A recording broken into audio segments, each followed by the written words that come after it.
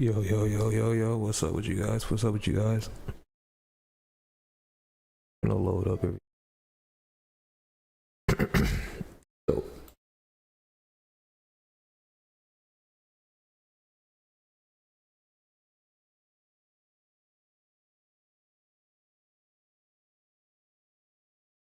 alright. So, today I'm gonna be starting my first ever WWE podcast. Gonna just gonna be giving like a rundown of what happened last night at the Elimination Chamber. And honestly, like I'm still like shocked from like what happened. Fucking John Cena turning heel, the fucking Jade Cargill coming back and attacking Naomi. That shit was like, but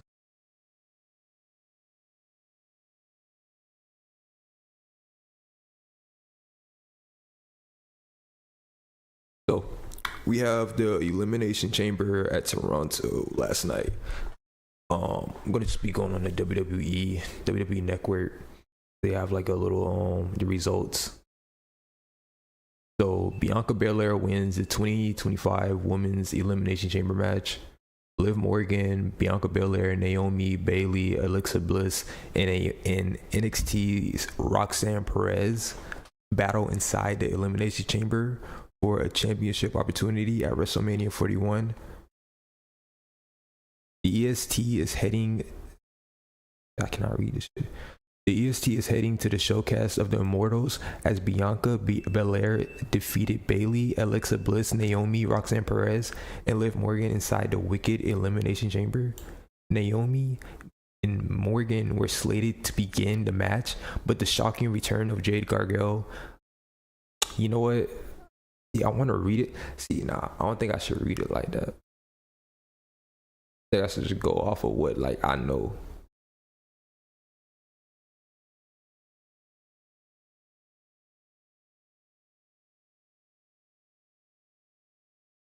Like a Mexican nigga, all I can do right now is all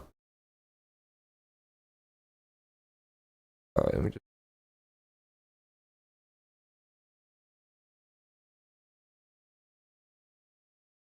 Oh yeah, so boom. All right. Yeah. So pretty much when like Jade Cargill came back, I ain't gonna lie, I kind of geeked. I kind of lost my shit. Like I kind of like freaked the fuck out because I was like, "What the fuck is she doing back?" But I expected her to come back because a couple of people in my chat not too long ago they said like they expected Jade Cargill to come back and either attack Naomi or Bianca. She went into the fucking chamber and attacked the fuck out of freaking Naomi, like beat the dog shit out of her, like literally grabbed her like by the head and like bashed her shit on the goddamn pod. Fucking put her head through the goddamn chamber and like literally like swung that bit like into her neck type shit.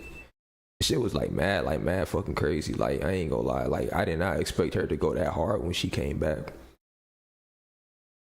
But the one thing I'm like kind of wondering in my head, like, okay, it's like where's the feud finna go to after that? Like, is like Naomi finna like feud with like Jade Cargill like WrestleMania or some shit?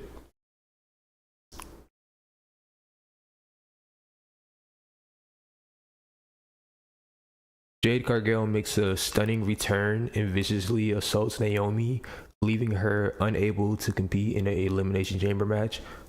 Yeah.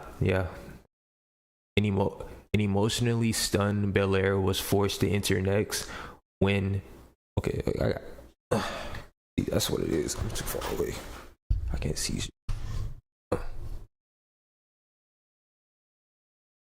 Alright. So, an emotionally stunned Belair was forced to enter next, and when she went right into the area where Naomi was being stretched out, allowing Morgan to gain the upper hand and unleash an attack. Belair stabilized her emotions long enough to land some offense, but Perez entered the match and knocked the ESC back down to the mat. Yeah, I want to play this, but I'm sure you copyright it. I fucked up. After a grueling win inside the Elimination Chamber, Bianca Belair gets confronted by the Women's World Champion Rhea Ripley and Io Sky. Honestly, when it comes to like them two, like Rhea Ripley and Io Sky, like having a match, I genuinely think like Rhea is winning that shit. there's no way like EO is gonna win. And I would want EO to win, but I don't think like nah, they're not gonna drop it. The only thing reasonable I can say they can do is a triple threat match at WrestleMania. It's just like I don't know how I would feel about that. Like a triple threat match for the women's world title at WrestleMania.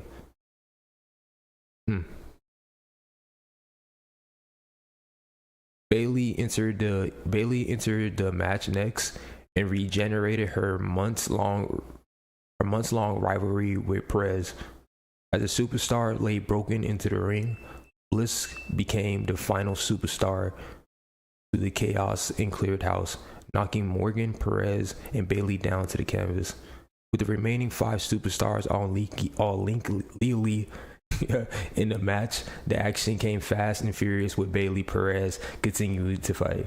Only for Morgan to sneak up, the role model hit Oblivion and eliminated the former women's WWE champion.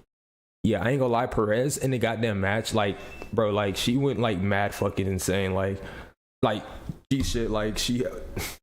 I think like she's like has like an MVP type role into this match.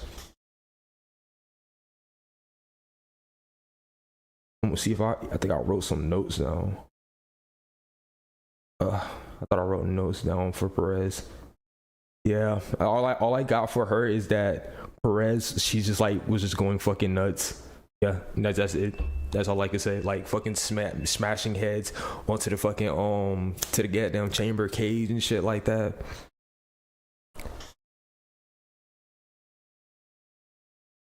All right. With the remake. Okay. Yeah. Belair proceeded to chase Morgan to the top of the pod and brutally whipped the women's tag team champion with her braid.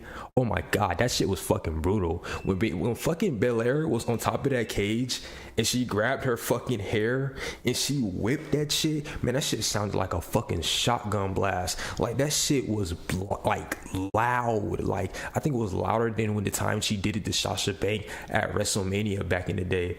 Like dog, like. Oh my god, do not touch Bianca Belair's fucking hair. Like I'm talking about like Liv Morgan, like it sounded like she was crying on the floor. And it's like I get like, okay, this shit is scripted, but like G said, like she had like wounded marks on her body, so I'm pretty sure she really felt that shit. Like, oh my god.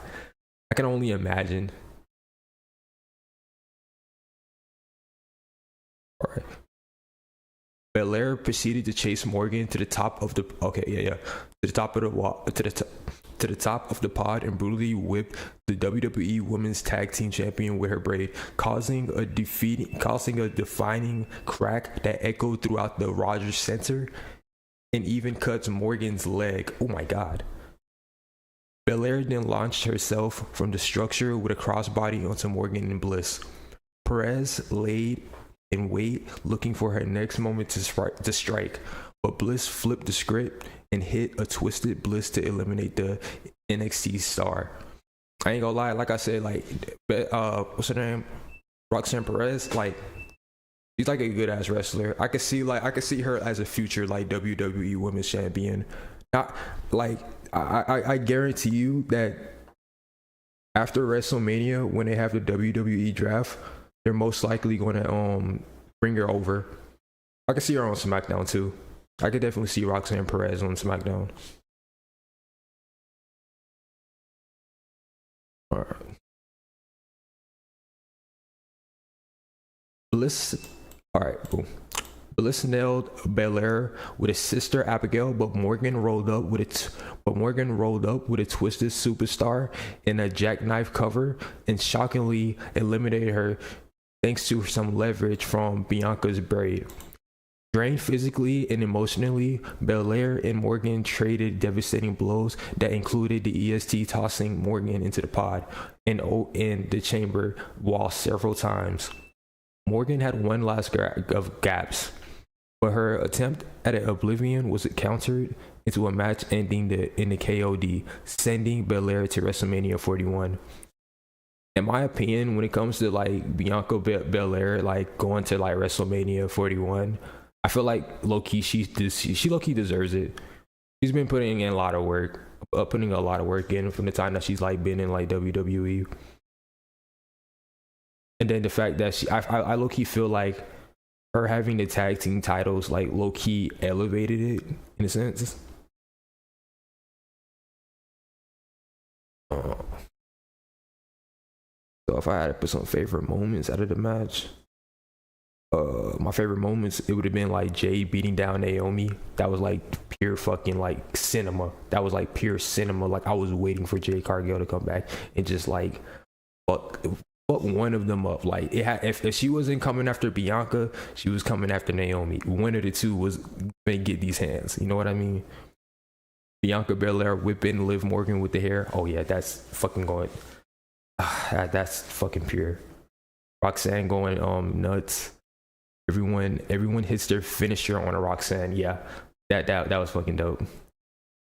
Bianca crossbody was insane. Yeah, there was a point where I don't remember. I think she was on top of the pod, and she jumped down off the pod like right after she whipped Liv Morgan with the hair, and she jumped off of it and she hit a fucking crossbody. And I ain't gonna lie, like that shit was like fucking beautiful.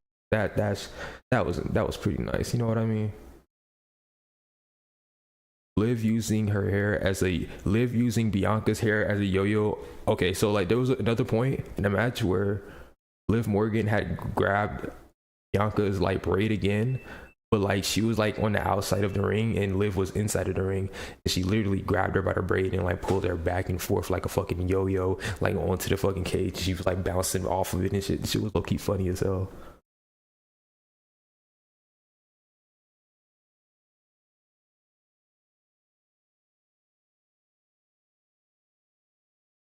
On its own. Crazy thing about it.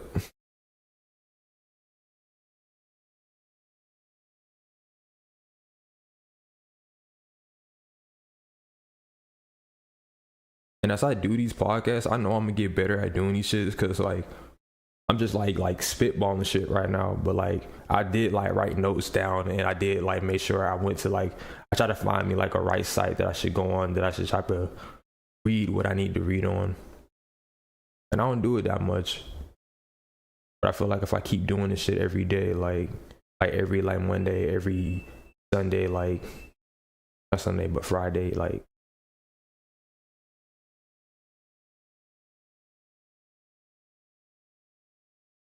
all right. Then we had the WWE Women's Champion Tiffany Stratton and Trish Stratus defeat Nia Jax and Candice LeRae. WWE Women's Champion Tiffany Stratton teams with WWE Hall of Famer Trish Stratus to take on Nia Jax and Candice LeRae.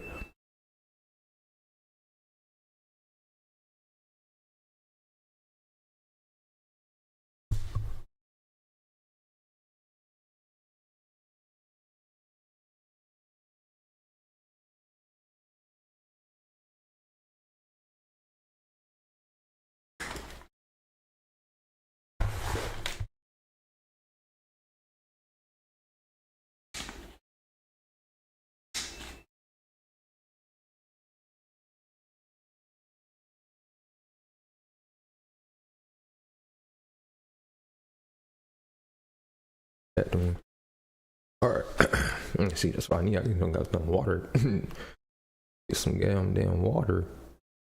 All right, so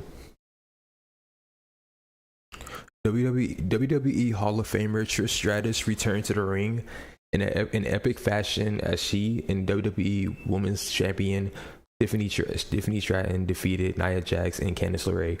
The hometown hero Trish Stratus showed out in front of a I don't know what the hell, that's a big ass word. Radicus Toronto crowd going right at Nia Jax, planting her with a tornado DDT and even hitting LeRae with a spine buster. The irresistible force unleashed her incredible power as one fall away slam grounded the legend, while Jax and LeRae mocked her on the mat. As Trish Stratus suffered at the hands of Jax LeRae, the restless crowd desperately chanted for Stratton to be tagged in. I ain't gonna lie, when it came to like this match, like I'm not gonna say it was a bore, It didn't bore me. It was pretty. It was like actually really, really, really good. Like I was actually surprised, like the moves and the shit that they were doing with Trish Stratus. Like there was even a point where in a match where like Nia Jax had got Trish Stratus by like the leg, like literally like put her in like the shit that Brock Lesnar used to do as a submission lock. I think it's called. You think it's used to called like the Brock lock. Grab you by the fucking one leg, grab that bitch around your neck. Then she grabbed her. And like she swung her fucking head into like the goddamn turnbuckle. God. And then right after that, the funny thing is, right after she did that shit, fucking Candice LeRae like comes out of nowhere and like fucking feet to fucking face.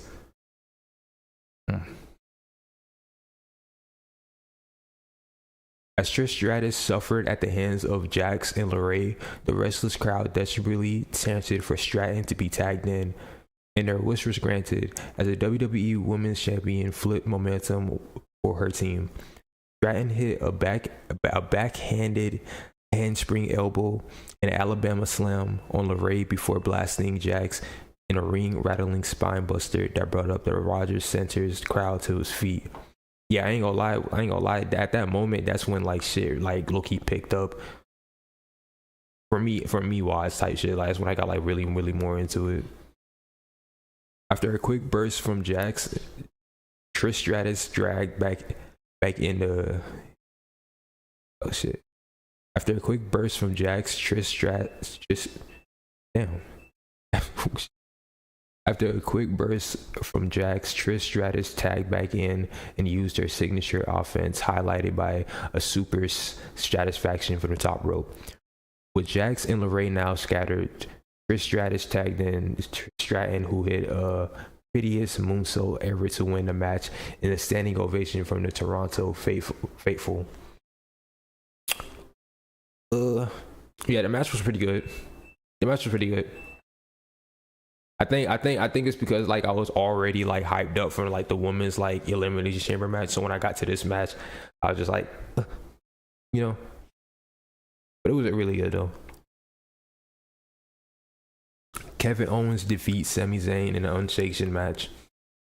Bitter rival Sami Zayn and Kevin Owens go 1-on-1 in a savage unsanctioned match.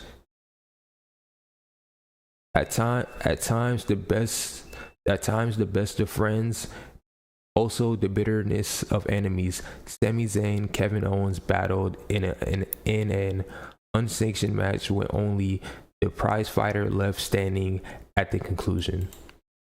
The match was quickly developed into a fight as Zayn introduced steel chairs, with Owens being the first one to use them.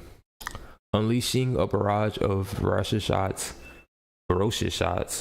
Zayn followed suit with an attack of his own and introduced a hockey stick. I ain't gonna lie, Kevin Owens, like, he was a goddamn demon in this fucking match. Like, G-shit. Bro was a goddamn demon.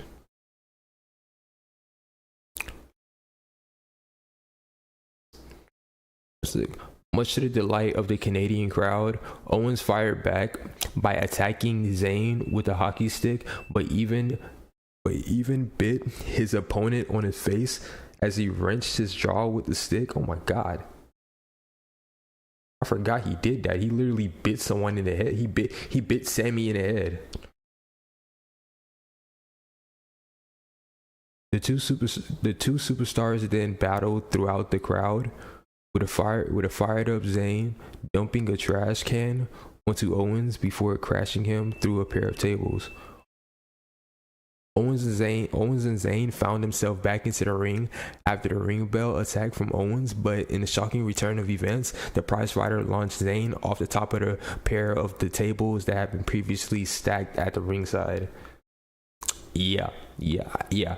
There was a point of the match where I forgot who it was, but I think it was Zayn or KO, but they fucking built a freaking table, like on some WWE Here Comes the Pain type shit.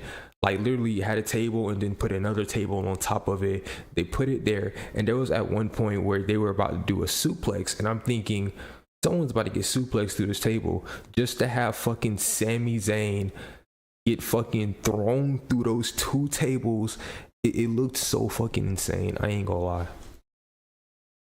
I thought that was it at that point. After Kevin Owens and Sami Zayn brutalized one another in a barbaric unsanctioned match, Randy Orton returns to drop a KO with a devastating RKO. Yeah, Randy Orton came right into the ring and just hit freaking Kevin Owens with an RKO out of nowhere. It was so satisfying. I ain't gonna lie. The resilient Zayn stayed in the fight even after the brainbuster threw a chair, found enough strength to hit an exploder through the same chair. The deranged Owens pulled the official into an oncoming haluva kick and attacked another official. After his stunner wasn't enough to end the match, the destruction continued as Owens hit an avalanche brainbuster through the table, causing concern from the new officials. With the last gaps, Zayn hit a haluva kick out of nowhere and introduced a barbed wire wrapped chair. Bro, when Zayn pulled out that fucking barbed wire fucking chair, bro, I'm not gonna lie, I was like, what the fuck? What is he doing with? And then there was even a point where they took like the two chairs, they put it down on the floor, and fucking I think Zayn hit it like an exploder bomb onto freaking KO through the damn chairs.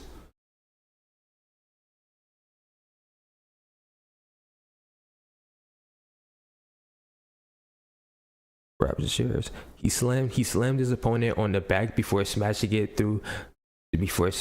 through it with a blue thunder bomb. The crowd, over 38,000 people, cheered up with the approval of the carnage. But they quickly fell into a hush when Owens regained the upper hand and blasted Zayn, hitting him with 2 apron power bombs and tossing his lifeless body into the ring to secure the pin. As the preserve, Owens walked away in victory. He fought his way free from the officials back to the ring. For more destructions and exposed concrete underneath the mat, like he exposed, like I ain't gonna lie, so pretty much like Kevin Owens, he exposed like the mat and the floor, and like he was finna hit him with a pile driver. He was finna hit KO with a pile driver even after the match, and then right after that, like Randy Orton just fucking makes a return, and then you could hear the theme song Randy Orton. I hear voices in my head go off, and you just see Kevin Owens just look so fucking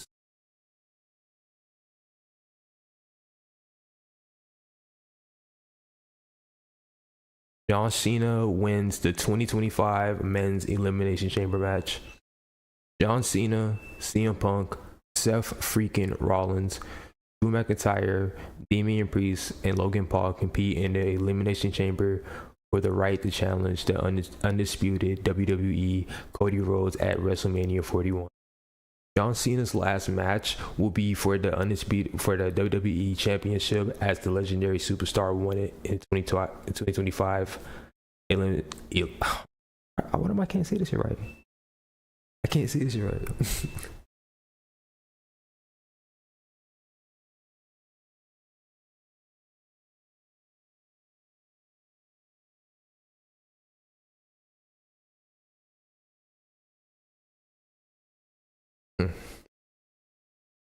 All right, so John Cena's last WrestleMania match will be for the undisputed WWE Championship, as the legendary superstar won the 2025 Elimination Chamber match for the right to challenge Cody Rhodes on the grandest stage of them all. Drew McIntyre, Seth freaking Rollins started the match and battered each and other, dropping one another on the outside, with the Visionary at one point smashing the Scottish Warrior into CM Punk's pod, much to Punk's delight. I ain't gonna lie, the reason why Drew did not win this match is because he spent too much time trying to troll Punk. Like, there was even at one point where he went up to Punk's pod and like sit cross, like this, the way Punk be sitting when he be sitting like crisscross applesauce right to his pod, just sitting there talking to him. Like, the whole time I'm thinking like, dog, you're not winning this match. Drew McIntyre and Seth freaking Raw. Okay. Damian Priest entered the match and immediately squared off with McIntyre, and Logan Paul did the same with a high-flying springboard crossbody onto the Scottish Warrior. Cena exited the pod next and took out all the 4 superstars, electrifying the crowd with a 5-knuckle shuffle to the Maverick. Cena followed that up with an attitude adjustment on Paul, but he turned it into a Claymore from McIntyre. In a stunning turn of events, the Scottish Warrior was caught up in a roll-up from Priest and eliminated from the match. After McIntyre decked Priest, Paul scaled to the top of the Punk's pod and hit him with a huge frog splash, eliminating the Archer of Infamy. The Second City Saint came out of the pod swinging and took out Paul, leading Paul and Cena sharing a hug before Rollins smashed Punk and then back from like with a GT. Oh my god.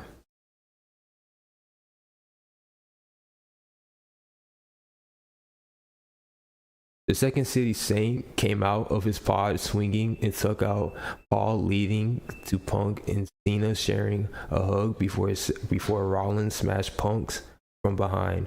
Just moments later, Punk made good on his promise, but put Paul to sleep with a GTS, eliminating him.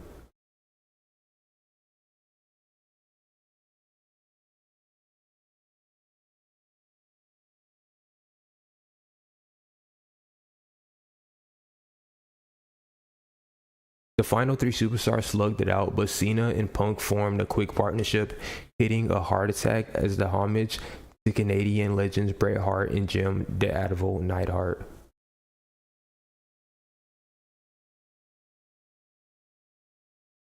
After Seth freaking Rollins attacked CM Punk with a stomp, John Cena makes history by eliminating Punk to win the final Elimination Chamber match. I ain't gonna lie, like when I was low-key mad at the ending of it, because I low-key at one point I didn't think Cena was going to win this match.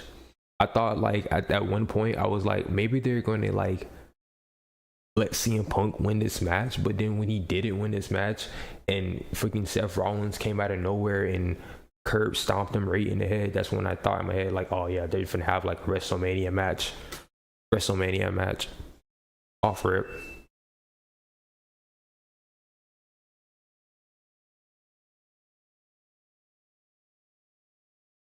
Punk and Cena proceeded to go right after each other, leading to an epic exchange, and saw both superstars going for the win. After trading submissions attempts, Cena caught a flying crossbody and hit an AA only for Punk to kick out.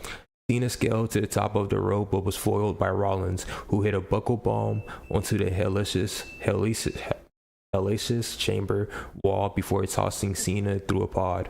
Rollins began to target Punk, but he didn't put him away even after a pedigree and a devastating stomp. Seemingly out of nowhere, Cena returned to the action and distracted Rollins long enough for Punk to hit the GTS into an attitude adjustment, eliminating the Visionary and setting up an iconic final 2.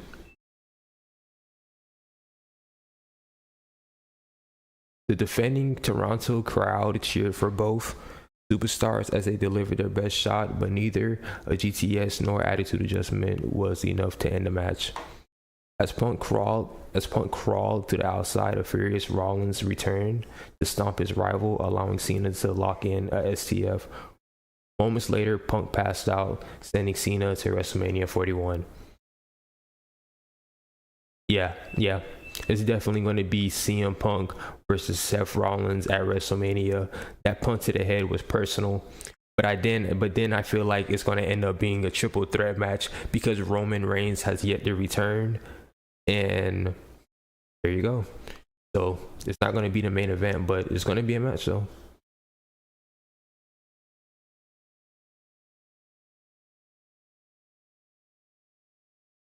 John Cena sells out and ruthlessly assaults Cody Rhodes while seemingly aligning with The Rock. I feel like I'm saying seemingly so fucking wrong. After undisputed WWE champion Cody Rhodes declines The Rock's offer. John Cena shockingly attacks the American Nightmare, aligning with the final boss in an unforgivable conclusion to the Elimination Chamber. Undisputed WWE Champion Cody Rhodes took to the ring to congratulate John Cena on winning the Elimination Chamber.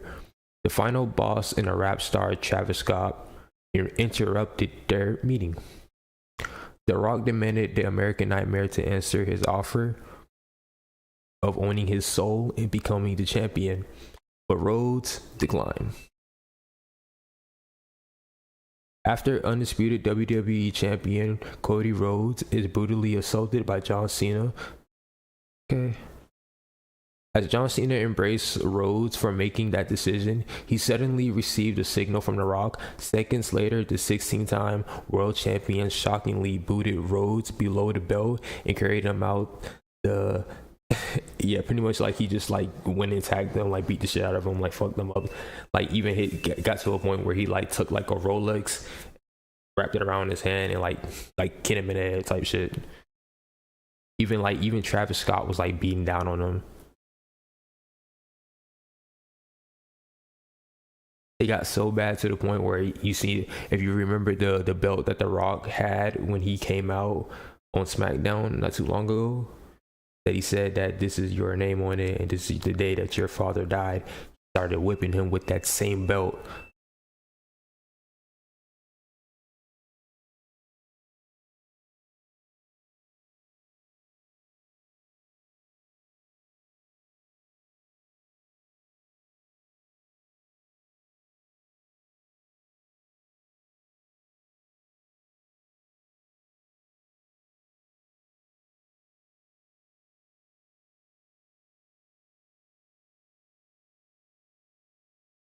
Yeah, I think I'm gonna end the podcast though. Yeah, that's it. I'm out.